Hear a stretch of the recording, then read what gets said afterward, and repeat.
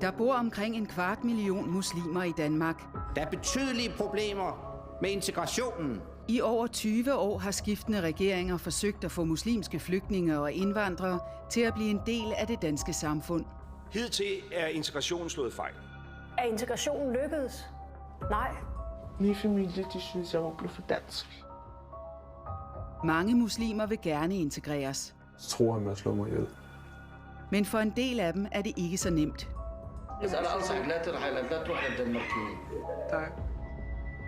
Der er altså nogle unge mennesker, som er alvorligt i klemme.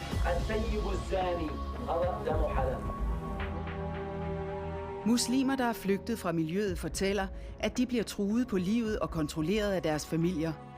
De siger, at de religiøse ledere fastholder muslimer i et parallelsamfund. It's very, very strict. They're not allowed to do anything non-Islamic. Because we are Muslim, we are not Danish. You know, we are not kuffar. Få tør stå frem.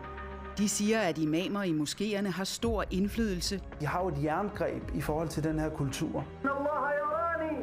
Og direkte modarbejder, at muslimer bliver integreret i det danske samfund. I Gellerupparken hersker der nogle usynlige regler.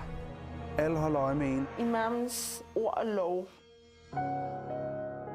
Men de religiøse ledere i en række store moskéer siger udadtil, at de arbejder for, at muslimer skal være en del af Danmark. Islam er en religion, der påbyder en muslim at være en aktiv del i samfundet. Talsmændene siger, at de støtter ligestilling mellem mænd og kvinder. Jeg har aldrig haft den opfattelse, at islam undertrykker kvinden, tværtimod. Imamerne siger, at de rådgiver efter danske love og regler. Vi fastholder, at de skal overholde reglerne i Danmark. Men bag facaden afslører der sig en anden virkelighed.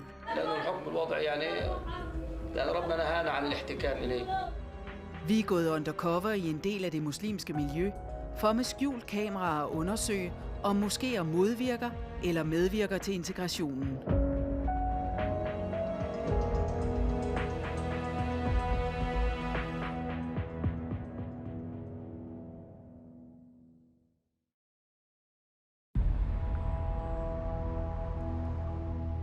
Vi er i Aarhus. Et par kilometer fra centrum ligger Danmarks største ghetto med knap 7.000 indbyggere. Langt hovedparten er muslimske indvandrere, deres børn og børnebørn. TV2 Dokumentar har ladet et ungt par, Fatma og Mohammed, flytte ind i en lejlighed i Gellerupparken for med skjult kamera at undersøge, hvilket råd de religiøse ledere giver. Parret har nu boet i Gellerup i en måned og færdes ubemærket i det arabiske miljø. De kommer fast i moskeen på Grimhøjvej. Med skjult kamera har de dokumenteret noget af det, der sker i moskeen.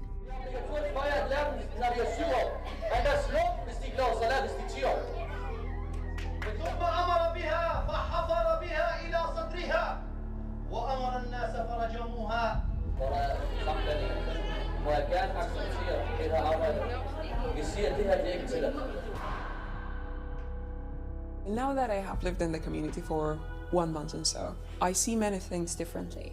People are putting some boundaries at the beginning just to get to know you. But once they feel that you're part of them, once you look like them and they trust you, they're very welcoming. And you can melt in the community very easily.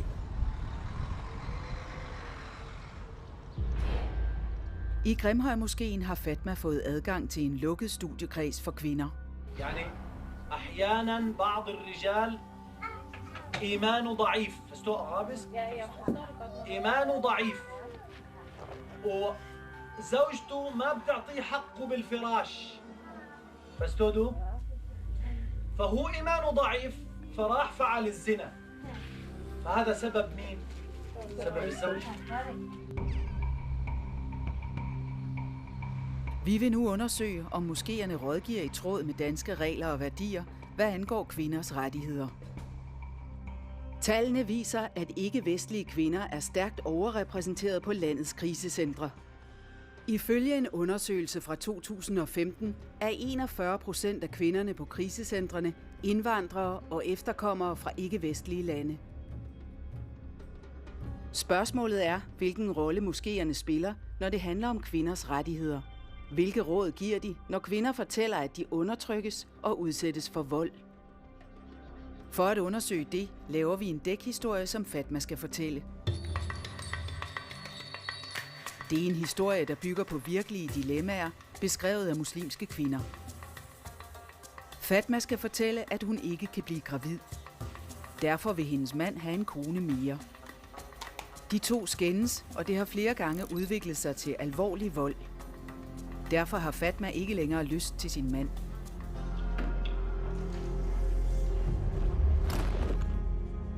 Vi vil spørge de religiøse ledere om følgende. Må en gift kvinde bestemme over sin egen krop? Må en mand have mere end en kone? Og må en kvinde gå til politiet, hvis hun bliver udsat for vold af sin mand? Svarene vil vise, hvilket kvindesyn moskéerne udbreder, og om de rådgiver i strid med danske love og regler. For at få svar, kommer Fatma og Mohammed nu på skift i forskellige moskéer i Aarhus.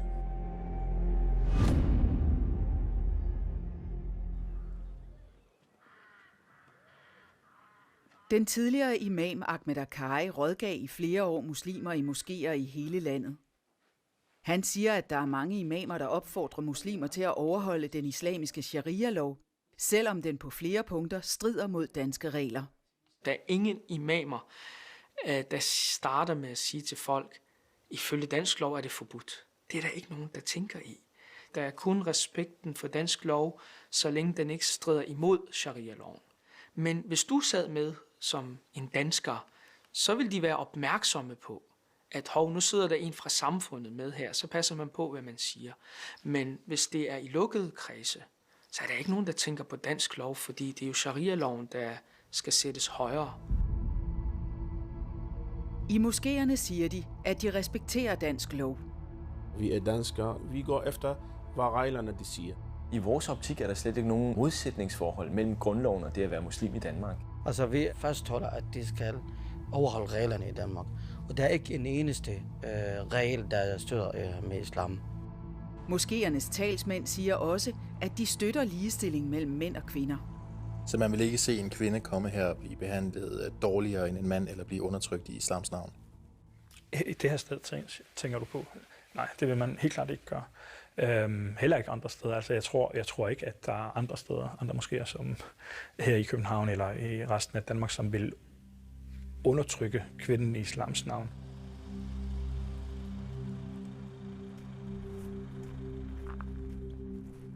Fatma er på vej tilbage til moskeen på Grimhøjvej i Gellerupparkens udkant. Hun skal forsøge at få et personligt møde med stedets imam. Men hun kan som kvinde ikke gå direkte til imamen. Hun er nødt til at finde en anden kvinde, der kan gå med til mødet, da hun ikke må være alene sammen med ham. But for women, because the whole environment is segregated, I have to find a middle person to kind of help me access the imam.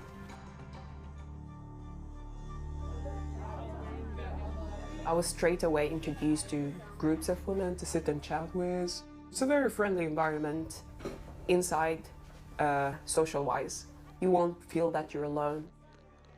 Kvinderne i moskeen opfordrer Fatma til at kontakte imamen Abu Bilals kone.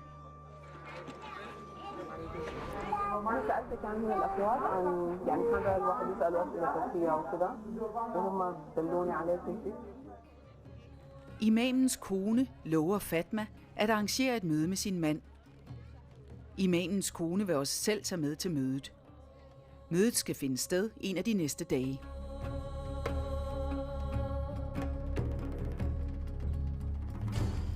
Vi sender Fatma ind i det muslimske miljø i Bazar Vest midt i Gellerupparken.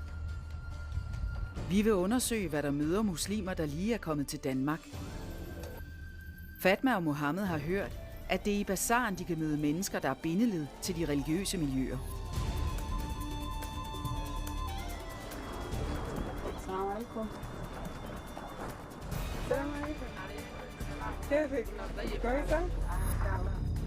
I en butik bliver Fatma inviteret på te. كويسة بلد هنا؟ كويسة. لا هنا هنا مشكلة والله. ما حتة تاني ما في مسلمين. هنا بس مسلمين، برا ما في مسلمين كله كفار.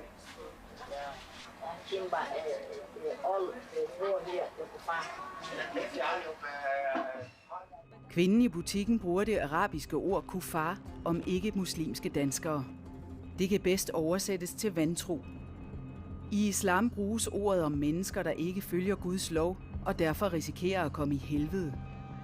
Kvinden inviterer Fatma med til et mødested, som kun er for muslimer.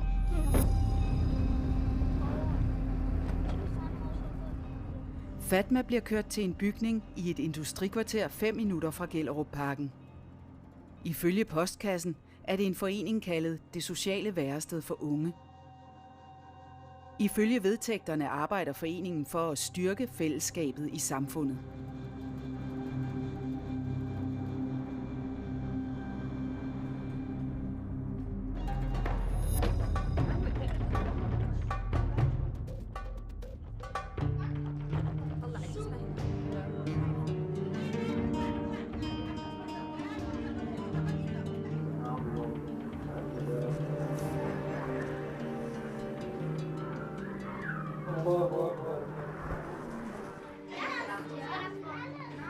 Det viser sig, at kontorhuset i virkeligheden er en somalisk moské og koranskole.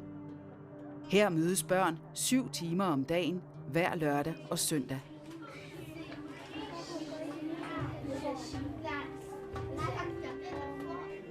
The first thing that caught my eye was that everyone was covered up, even very little girls age 4 and 5. Fatma får kontakt til lederen af moskéens kvindeafdeling.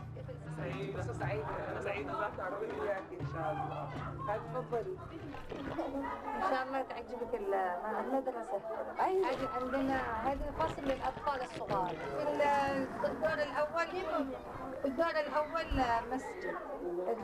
يعني الرجال والأولاد يدرسوهم اللغة العربية ويدرسوهم القرآن. كبير المكان ما شاء الله. Lederen af kvindeafdelingen tilbyder Fatma en plads som frivillig lærer i koranskolen. Fatma skal undervise i arabisk, så børnene, der taler somalisk, kan lære Koranen udenad på det oprindelige sprog. Jobbet giver os en mulighed for at undersøge, hvordan muslimske børn bliver undervist i en moské. Vi har forsøgt at få et interview med ledelsen og tilladelse til at filme aktiviteterne i foreningen, men de har ikke ønsket at medvirke.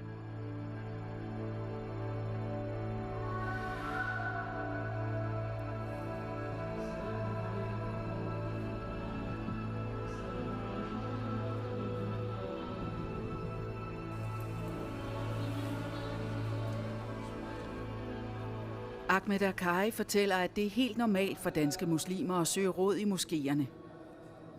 Det er nemlig en stor udfordring at overholde shariaens regler for muslimer, der lever i Vesten.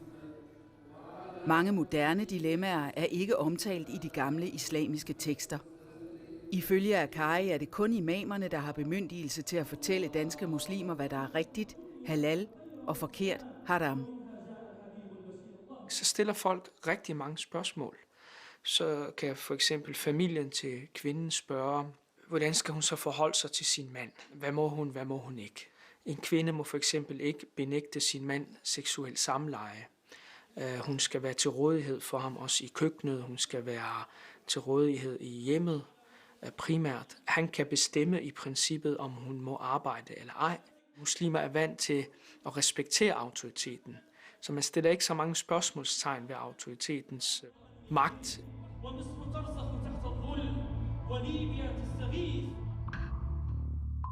I moskéen på Grimhøjvej er den ledende imam Abu Bilal klar til at mødes med Fatma.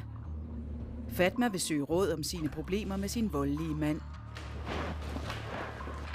Mødet er arrangeret af imamens kone, som Fatma talte med tidligere. Vi følger Fatma skjult og på afstand.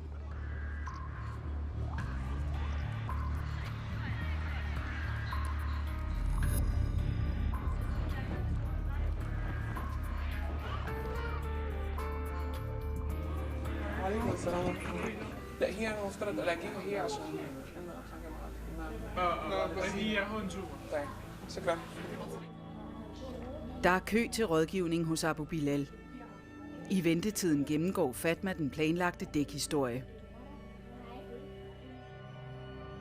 It took me lots of energy, lots of psychological and mental energy to prepare myself to have the right expressions, the right body language, and just to be into the role.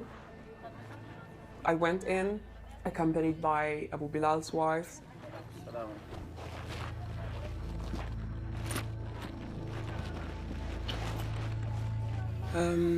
أنا وجوزي بقالنا فترة يعني كان بيناتنا نقاشات يعني نقاشات ومرات بنختلف يعني في النقاشات، والفترة الأخيرة كمان هو بقى يعصب، بقى عنيف شوية كمان وبيضرب. بيضربك؟ إيه. أنا بقالي يعني الفترة الأخيرة كمان يعني بقى ما عندي يعني بيضرب مرات حتى لما يكون في علامات يعني عندي علامات في الجسم. إيه. بعنف يعني. إيه يعني هو بيضرب بإيده يعني هو. إيه.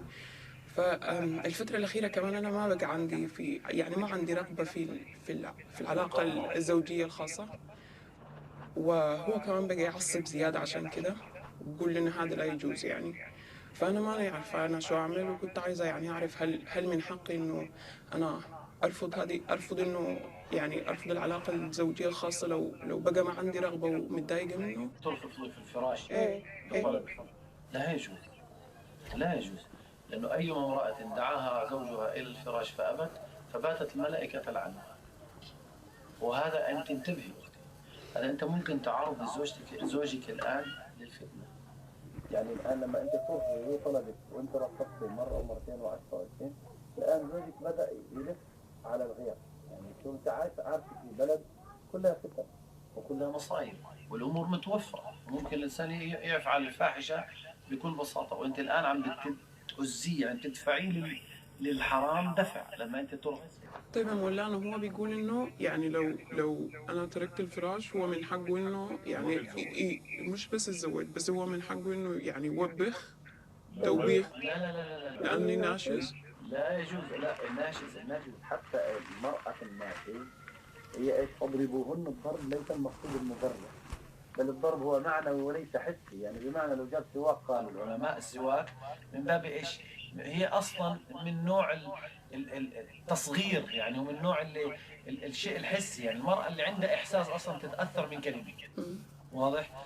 أو من سواك بس هيك ممكن هيك يعني هيك من قهر هيك غضب، هاي لحالها ممكن كأنها سيف دخلت في قلب المرأة.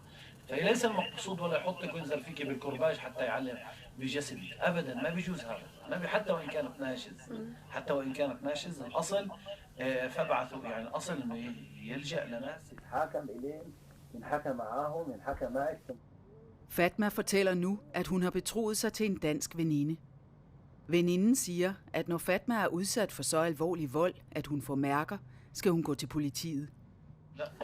هذا قانون عندهم الدنماركيين، انت عارفه هذه المسألة إذا دخلت فيها البوليس خربتي بيت زوجك وأذيتي زوجك أكثر.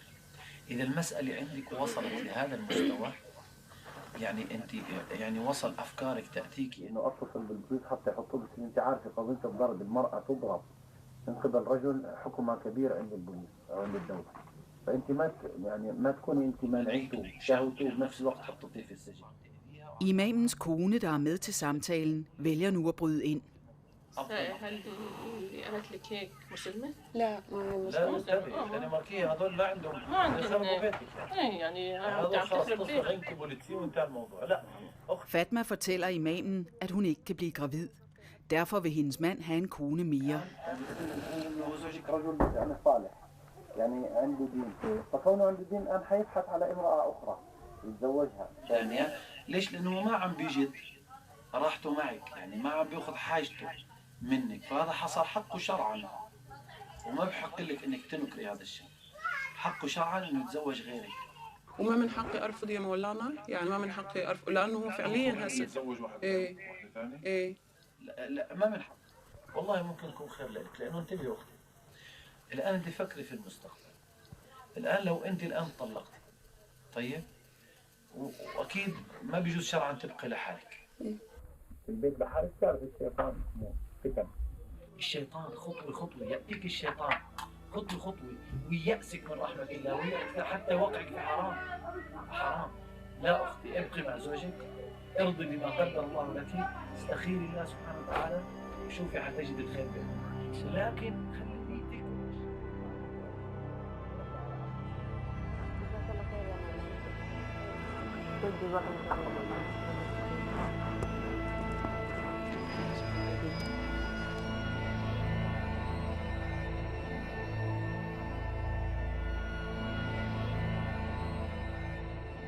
It was just so hard to hear that in this very straightforward way. Not only that I have to accept being abused and accept living with a second wife, but also that I'm not worth anything as an individual, independent woman, and that I always have to be someone's. So I really felt bad. I felt very bad when I got out from there.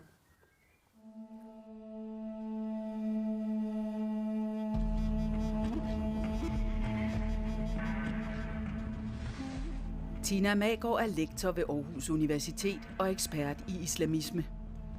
Hun har skrevet rapporter for Integrationsministeriet og lavet omfattende interviewundersøgelser blandt imamer og muslimer i Danmark. Hun forstår arabisk og har studeret de islamiske tekster, der danner grundlag for den islamiske lov, shariaen. Vi har bedt Tina Magaard se og kommentere vores skjulte optagelser. Jeg ser jo et billede, som jeg også har set i nogle af de undersøgelser, jeg har lavet før, hvor jeg har lavet feltarbejde i muslimske miljøer.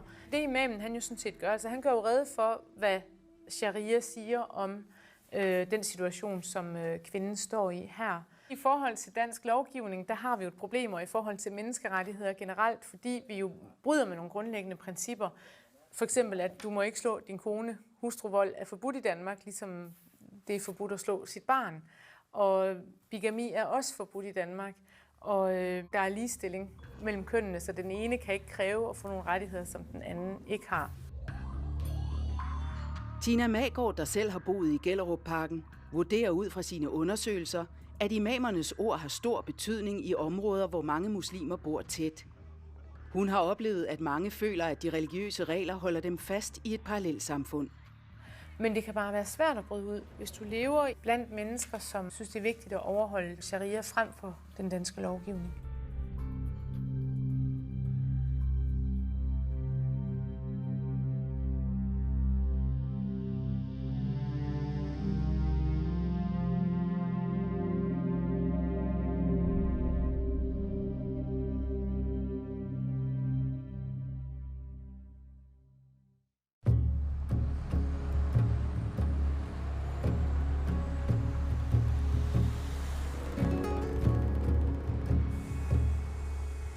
Det er lørdag. Fatma er taget tilbage til den somaliske moské, hvor børn hver weekend bliver undervist i arabisk og islam. Her har hun fået job som lærer. Det giver os mulighed for at undersøge, hvordan moskéen præger den næste generation. Statistikker viser, at mange børn af indvandrere fra ikke-vestlige lande har mange af de samme problemer med integration som deres forældre.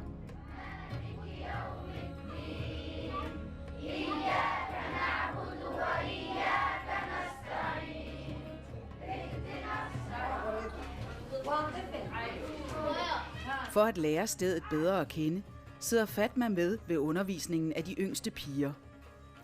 Her fortæller 2 ældre elever om, hvordan piger skal opføre sig offentligt. Også piger stemmer, der er forskel på en dreng, som var sidestemme. Men jeg har bare givet Garotter en ekstra paragraf. Ja, en ekstra værdi. Og den værdi er så jeres pligt, ligesom at det ikke hele verden skal se det. Selvfølgelig der skal en god ejer, hvor en pige, som råber højt, det bliver sammenlignet med den samme lyd, som et æsel laver. Det bliver sammenlignet med som et æsel, og nogle gange jeg synes, at æsel, det er sgu da bare noget af det pæneste, der findes til verden. Ingen vel. Så det er det samme, som I lyder som, når I råber højt, eller I griner lige sammen med jeres veninder.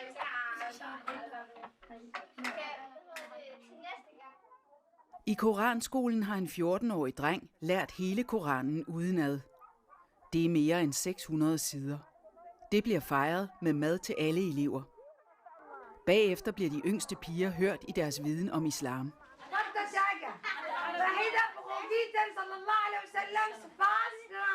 Abdullah bin Abdul Muttalib bin Hashim. MashaAllah. ما اسم الإسلام ها مسلمين ده ما لا سبعين من كإكلابة لا منسية ما شاء الله ما شاء الله صدق النور. It's very strict. It's very, very strict. Strict to the level that children from a very young age have to completely cover up. They're not allowed to do anything non-Islamic, which include clapping, listening to music, not wearing the hijab, not praying, and lots of other things. I wasn't expecting that you would find such a strict environment in the mid of an open and liberal, democratically run country. Fatma får udleveret skolebøger til de yngste børn.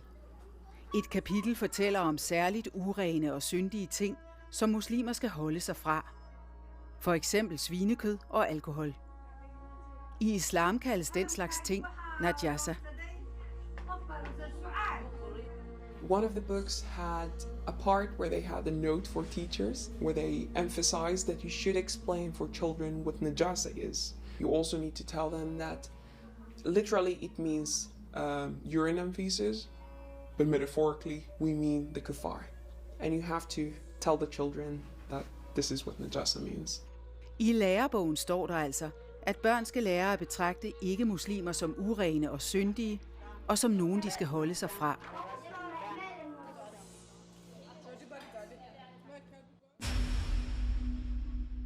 En del af eleverne i landets koranskoler ender hvert år her. Danmarks bedst sikrede krisecenter, RED, er etableret specielt til unge med anden etnisk baggrund. De fleste beboere er flygtet fra social og religiøs undertrykkelse i ghettoer. En af dem er 18-årige Marco. Da han var 6 år gammel, blev han sendt i koranskole af sine forældre. Der gik han 6 timer om dagen, hver lørdag og søndag, de næste 11 år. De fokuserede meget på, at vi var araber og vi var muslimer, og vi skulle holde os inden for de her grænser. Og det var lidt ligesom at være hjemme i hjemlandet. Der er nogle vestlige ideologier, som vi plejede at sige var satans ideologier, som har fordærvet Vesten. Nogle ideologier, som vi ikke skal tage til os. Det gør selvfølgelig altid, at man lever på en eller anden måde i en parallelt samfund, fordi man lever jo i Vesten. Man lever jo, når man går i student folkeskolen, men når man kommer her, så hører man ligesom nogen kritisere på den måde, man egentlig lever på, eller den måde, man prøver at leve på. For når man hører noget det ene i folkeskolen, og man hører det andet, koranskolen, så bliver man også lidt forvirret. Selvfølgelig så vælger man den religiøse forklaring, fordi man er jo selvfølgelig også overbevist om, at religion er rigtig. Så tager man også den forklaring, som man får koranskolen. Da Marco blev ældre, blev han klar over, at han er homoseksuel. Det fik ham til at se undervisningen i koranskolen i et nyt lys. Men snart man i weekenden var i koranskole, så fik man at vide, at homoseksualitet var noget, satan har fundet på, og det er noget, det danske samfund prøver at blive selv findes. Personligt så begyndte jeg bare at have det mere religion. Jeg begyndte bare at indse, at det var dumt, det egentlig var, det jeg sad og lyttede til.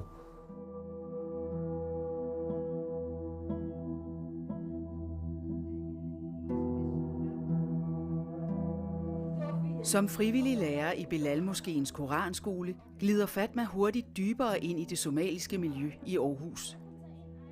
Her underviser Fatma sammen med lederen af moskeens kvindeafdeling. Lederen skælder en pige ud, fordi hun har prioriteret lektierne i den danske skole, frem for at lære ugens koranvers.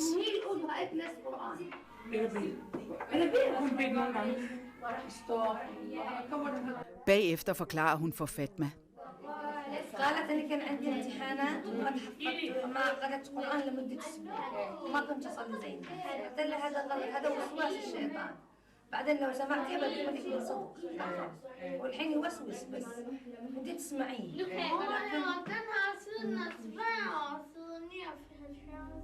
البنت أخذنا كله. They test children every week on how they've progressed on learning and memorizing the Quran. And if you are there, you have to progress. Vi vil undersøge, hvordan Bilal-moskeen anbefaler muslimer at leve i Danmark. Derfor begynder Fatma at søge råd om hverdagen. كان في ما أعرف القنوات الدنماركية الناس اللي بتحضرها ما بتحضرها ولا كيف؟ لأنه في لسه ما عندنا بس قنوات دنماركية. احنا نشوف القنوات الدنماركية تتعلمي من اللغة. بس أكيد أنت طبعا أنت كبيرة تقدري تميزي إيش المو زين والحاجة الكويسة. حاجة المو كويسة لا تطالعيهاش. أحسن لك القنوات العربية. لكن الدنماركية لا تمسحوهاش بالنسبة للأخبار. تتعلمي اللغة من الأخبار. في وحدات الأخبار تي في 2 هذه دائما تجيب أخبار دي ار 8. إحنا بالبيت نتفرج دائما الأخبار. العيال حتى ما يتفرجوا الدنماركي. القنوات حقهم وايد وسخة يعني. الإعلانات مالهم مرة تقول واحد طيزو. استغفر الله. استغفر الله إيه. بعدين ما بدون بوليس اللي منتجز يعني البوس وهذه الحاجات.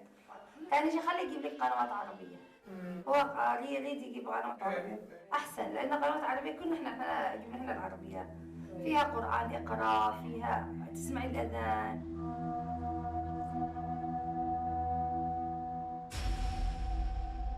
På krisecentret Red genkender mange af beboerne budskabet fra Koranskolen i Aarhus. Mange er gennem hele livet blevet holdt væk fra alt, der var dansk. En af dem er 21-årige Merva. Hun er vokset op i en ghetto midt i Danmark. Jeg vidste ikke, hvad Danmark var. Jeg kendte kun der, hvor jeg boede, og min skole. Ikke andet. Men vi måtte ikke tale dansk. Når vi var ude med min mor eller far, så måtte jeg heller ikke tale dansk med dem, hvis vi skulle tale vores eget sprog til dem. Vi måtte ikke bruge internet derhjemme. Hver gang jeg skulle sidde ved siden af en computer, så sad min mor ved siden af mig og holdt øje, om jeg ikke går på det forkerte sider. Og faktisk til sidst blev jeg så angst over det, at hver gang der kom en reklame, der poppede en reklame op, og hvor der var en pige med lidt tøj på eller en mand, så blev jeg nervøs, som om det var mig, der gjorde noget forkert. Vi måtte ikke se fjernsynet, det var ikke godt. Vi måtte ikke se de moderne film. Det var som om vi var inde i et hul, og vi kunne ikke komme ud af den hul. Min mor sagde altid, at vi er muslimer, og du skal være muslim, og du skal dø en dag, og du har ikke, det er Gud, der har givet dig den her liv, så du skal gøre alt for at gøre Gud glad og alt det der. I min mors øjne kunne man ikke være en god muslim og en almindelig dansker, fordi de får åben, de får frit.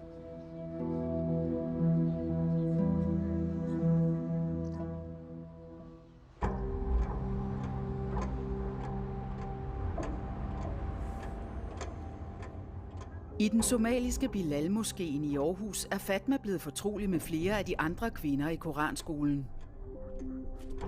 En dag fortæller en af kvinderne, at der ligger en endnu større somalisk moské i området. Hun inviterer Fatma, som vælger at tage med. Den nye moské ligger kun 200 meter nede ad vejen. Den hedder officielt Somalisk Kulturforening, men i miljøet omtales den kun som Al-Taqwa. Vi har forsøgt at få et interview med ledelsen og tilladelse til at filme aktiviteterne i foreningen, men de ønsker ikke at deltage. I was invited by a young girl who's active in the malls and who lives close in the area.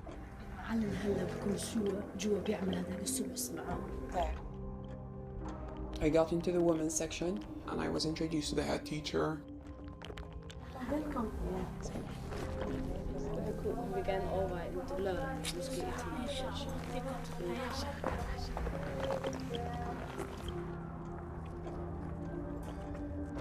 On one of the corners, there was a chair behind a curtain that seemed to be made just to hide the chair. And the imam sat on the chair and started teaching Quran. So you can't see who's behind the curtain, and you're not supposed to see because there should be complete segregation.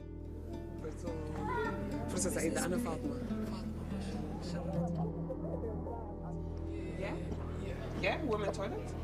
Yeah, okay, thank you so much.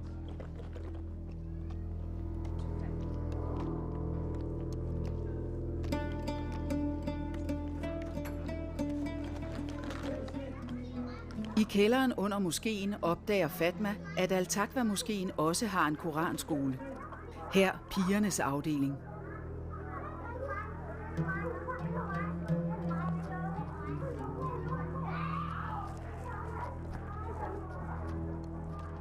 I drengenes afdeling fanger Fatmas kamera en større gruppe drenge, der bliver undervist. Vi beslutter os for, at Fatma skal søge rådgivning om sine ægteskabelige problemer i de 2 somaliske moskéer. Fatma skal stille de 3 spørgsmål. Må en mand have mere end én kone? Må en gift kvinde bestemme over sin egen krop? Og må en kvinde gå til politiet, hvis hun bliver udsat for vold af sin mand? Det gør hun for at undersøge, om ledere i de somaliske moskéer rådgiver i overensstemmelse med danske regler, hvad angår kvinders rettigheder. Kvinderne i de somaliske moskéer har ikke adgang til at mødes personligt med en imam. I stedet er det lederne af kvindeafdelingen, der står for rådgivningen. Vi begynder i den største af moskéerne. I attended part of a study group. After the study group was done, I asked to speak to the head teacher privately.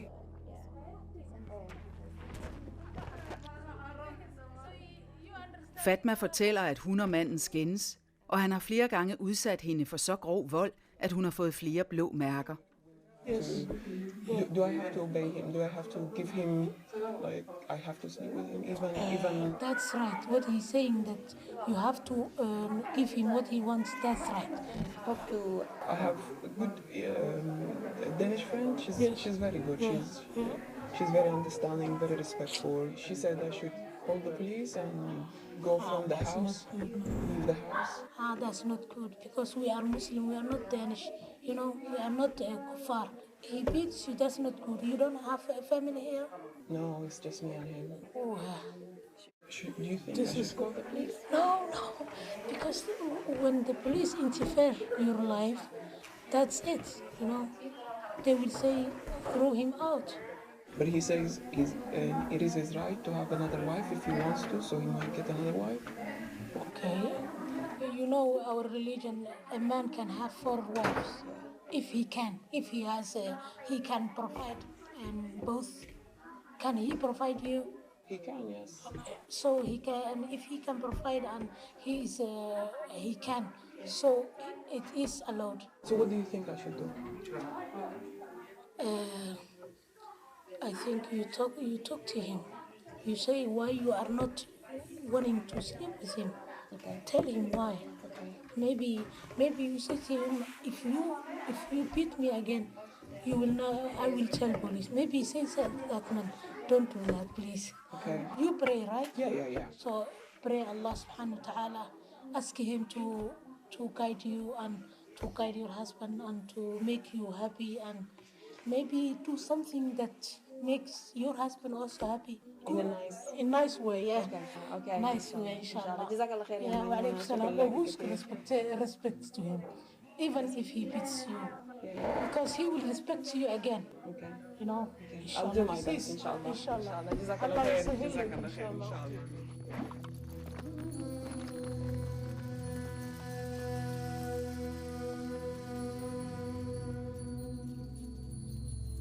If you're gonna go with first impressions, then everyone there is nice, really nice. But it doesn't matter, because I was still sent back to my abuser, and I was still told to take the blame for everything happened. På intet tidspunkt i samtalen med Maimuna fortæller hun Fatma, at flerkoneri er forbudt ifølge danske love og regler.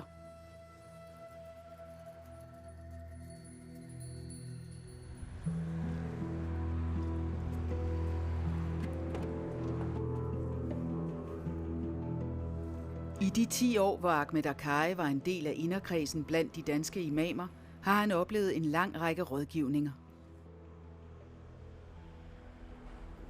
Der er utallige eksempler, hvor imamer kan rådgive imod dansk lov. Men jeg har hørt mange imamer svare folk, at det ikke er forbudt at have sort arbejde. De kan sige til forældre, at det er okay at slå dit barn, hvis du er ved at lære børnene at bede, og de nægter eller ikke vil føje dig. En kvinde, der er oprørsk, skal sættes på plads.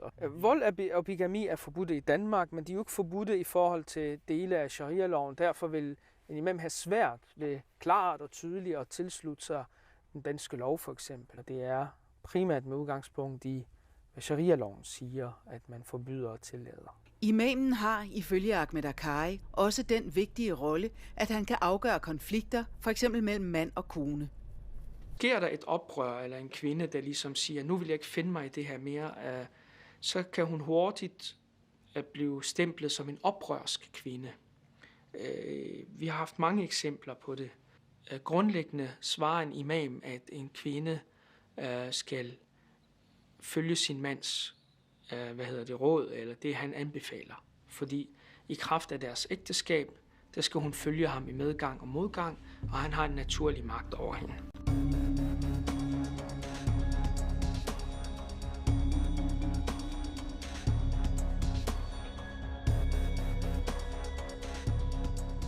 Fatma vil nu fortælle sin historie til lederen af kvindeafdelingen i Bilal-moskeen, hvor hun er frivillig lærer. هي كانت صديقة الأسرة زمان في كوبنهاجن دنماركية وهي قالت لي إنه المفترض تبلغ البوليس وتطلع من البيت. إذا بلغتي البوليس دحين وأنت موجودة معقدة ارتكاب بك جريمة، فإذا بلغتي البوليس المفروض ما تكوني بالبيت، يطلعوك من البيت ويخفوك نهائيا منه. إذا أنت مقررة إنك ما تشتيه نهائيا يصير إنه أنت تبلغي الحكومة، والحكومة تقولي لهم أخفوني منه، ما بيعرف لك طريق. Lederen af kvindeafdelingen i Bilal-moskeen er den første, der ikke direkte fraråder Fatma at søge hjælp hos de danske myndigheder. Hun siger heller ikke, at Fatma er nødt til at have sex med sin voldelige mand. Men pludselig bliver hun i tvivl. Lederen mener, det er bedst, at Fatma får svar direkte fra en imam. Lederen ringer til sin mand. Han er imam i moskeen. السلام عليكم.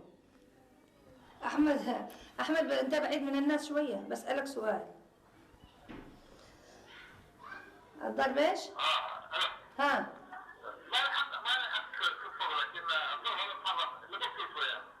تمام هل يحق واحد يصف زوجته بالنشوز؟ إيش سبب النشوز؟ نشوز.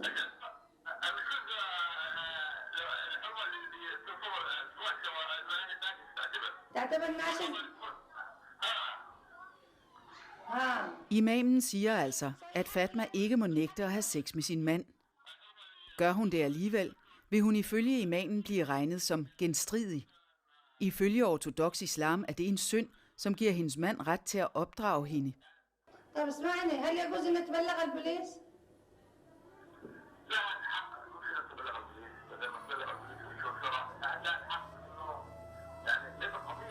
تطلب الطلاق. عليكم السلام ورحمة الله. شوف هو قال على أساس هو من حقه إنك تقبلي الفراش. إذا ما قبلتي الفراش تكوني ناشز. بس أنا أتصل يعني هسه لا تتصلي بالبوليس. حاولي معه وديا. واستخيري الله، اطلبي من الله، ادعي رب العالمين إنه إذا في به خير هذا الزواج ربي يعني يمده سنين طويلة إن شاء الله. Ifølge de muslimske tekster kan en kvinde kun i sjældne tilfælde blive skilt mod sin mands vilje. Det kræver godkendelse fra en imam. Lederen giver derfor Fatma et telefonnummer. Nummeret er til en imam, der går under navnet Abu Luai. Det er et navn, vi ikke har hørt før. Ifølge lederen kan imamen være Fatmas vej ud af det voldelige forhold, fordi han kan give hende tilladelse til en islamisk skilsmisse.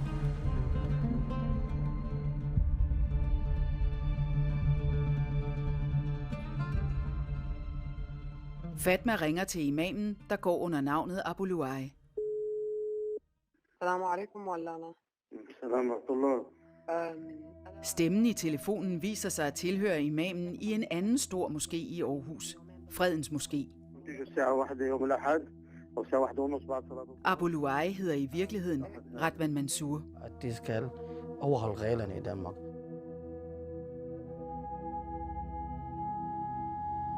Vi opsøger Fredens Moské for at høre deres officielle holdning til integration. Vi får en rundvisning af formanden for moskeen, Khaled Mansour. Vi har et digitalt ur her, der viser bønnesteder. Så vi har sådan et lokale her ved siden af, og det bliver brugt i fredagsbøn. Det bliver også brugt, hvis der kommer kvinder.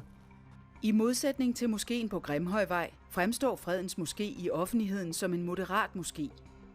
Imamer og talsmænd optræder ofte i danske medier, og de kalder sig moderate muslimer. Vores unge skal lære islam på den rigtige måde. Imamen i moskeen, Radwan Mansour, siger, at de samarbejder med de danske myndigheder og støtter, at muslimer skal være aktive i det demokratiske samfund. Vi er moderat muslimer. Vi tænker på meget på empati. Altså, vores folk skal have det godt i Danmark, og det skal sørge for, at det danske samfund udvikler sig, så længe de lever her i Danmark. Radwan Mansour forsikrer os om, at deres rådgivning ikke er i strid med de danske regler og love. Der er ikke nogen tilfælde, hvor I ligesom må rådgive folk til at gøre noget, som er ulovligt i Danmark. Nej, det kan man ikke. Altså, vi er fastholder, at de skal overholde reglerne i Danmark. Og der er ikke en eneste regel, der støtter med islam.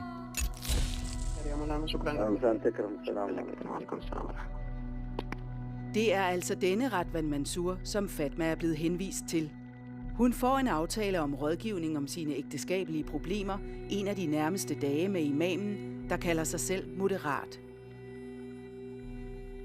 De fleste moskéer, jeg har været i, de kalder jo sig selv moderate. Og i forhold til lige præcis ægteskabslovgivning, der er der bare ikke så meget elastik at give af i forhold til at positionere sig forskelligt. Fordi shariaen har de her egentlig forholdsvis enkle spilleregler på området, som er nemme at forstå og nemme at huske.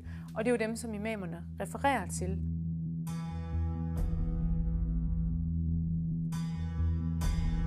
Ifølge ortodoks islam må Fatma ikke være alene med den mandlige imam. Derfor får hun hjælp af endnu en kvindelig mulvarp, der bliver iklædt den islamiske dragt niqab.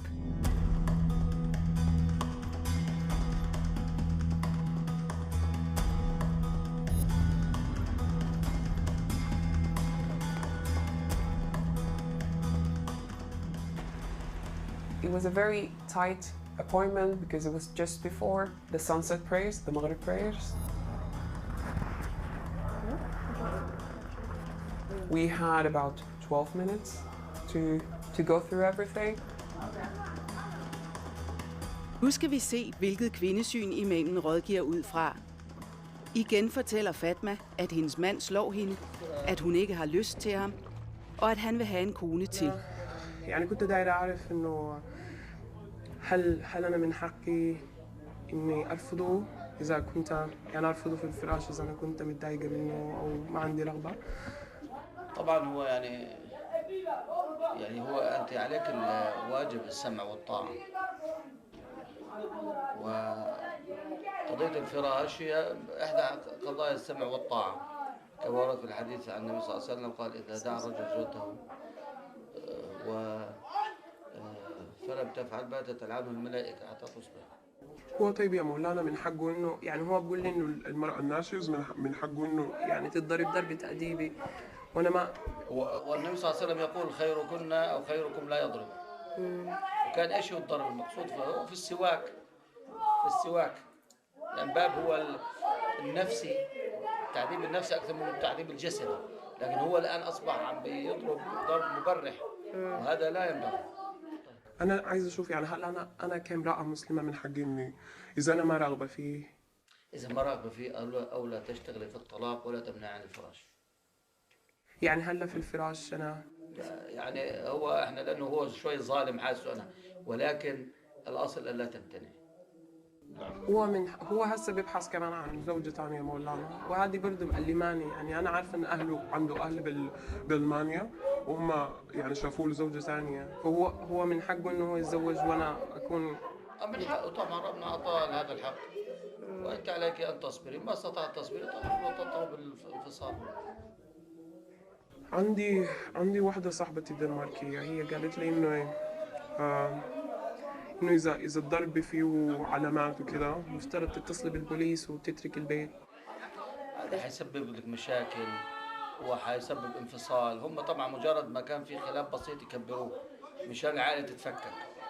فأنت إذا ما زلت تستطيع التحمل فالأولى أنك تتحملي لعل الله سبحانه وتعالى يصلح شأنه. لكن إذا أنت وصلت إلى طريق مسدود فالأولى أنه الانفصال. دخلتوا بالمعروف تخرجوا بالمعروف. بس أنا أنصحك لا تروح للدنماركيين. طيب. إذا أنت ما عدت تقدر تعيشي معه فالجئ إلى هون عندنا إحنا لجنة شرعية ممكن تعمل لك خلع وتنفصلوا. طيب. والبوليس ولا هي يعني ما أروح نصيحة. طيب. طالما في ممكن مسلمين يساعدوك فلا نلجأ إلى حكم الوضعي هذا، لأنه الحكم الوضعي يعني ربنا نهانا عن الاحتكام إليه. كيف الأولى أنه نحل مشاكلنا إسلامية إذا استطعنا. والانفصال بطلبوا طبعا إذا وصلت الأمور إلى انفصال فلازم أنتم تكونوا متفقين وتذهبوا إلى الستات أمت هون وتطلبوا الطلاق إذا كنتم متفقين فتأخذوا بنفس اليوم. لكن إذا أنت موافقة هو معترض فأنت تقدمي طلب فيعطوك 6 شهور. بعد 6 شهور يدعون المحكمة ما إجا يعطوك كمان 6 شهور. خلال سنة ينفصل. هذا طلاق شرعي. هذا طلاق يعتبر على الدنماركيين. إحنا هنا لا نعتمد الطلاق هذا إلا إذا كان الرجل ظالم وثبت لنا بالدليل أنه ظالم فنقبل هذا الشيء ونجيز هذا الطلاق. لكن إذا ثبت أنه لا خلافات عادية وكذا لا نجيز هذا الطلاق إلا إذا جئتم إلى هنا وإحنا طلقنا. وانا لو انا عايز الطلاق شرعي اتصل فيك ولا اعمل؟ طبعا فينا هون. احنا عندنا مجلس مشايخ 5 مشايخ نجلس كل يوم احد بعد صلاه الظهر اذا في مشكله نعالجها. فانت ممكن نستدعيك يوم الاحد وتاتي ان شاء الله.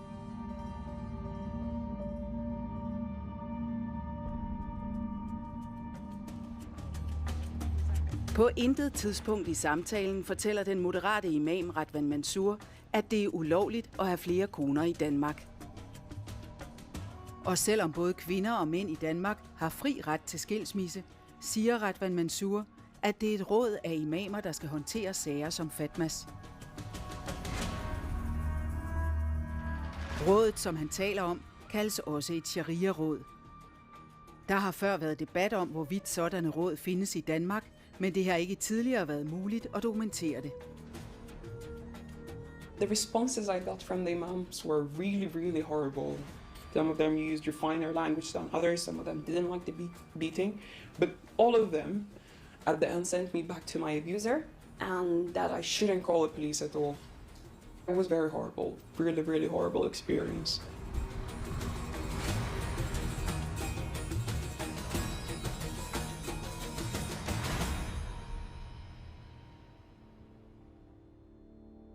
Vi har vist de skjulte optagelser fra rådgivningen af Fatma til imam Radwan Mansour fra Fredens Moské. Radwan Mansour ønskede ikke at stille op til interview bagefter.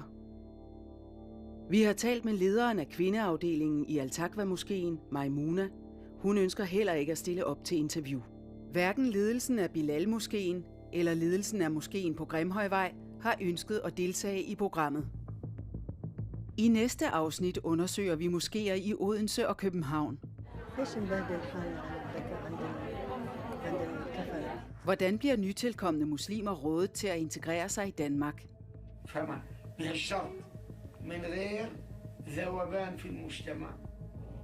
Vi konfronterer talsmanden i Stormoskeen i København med de skjulte optagelser.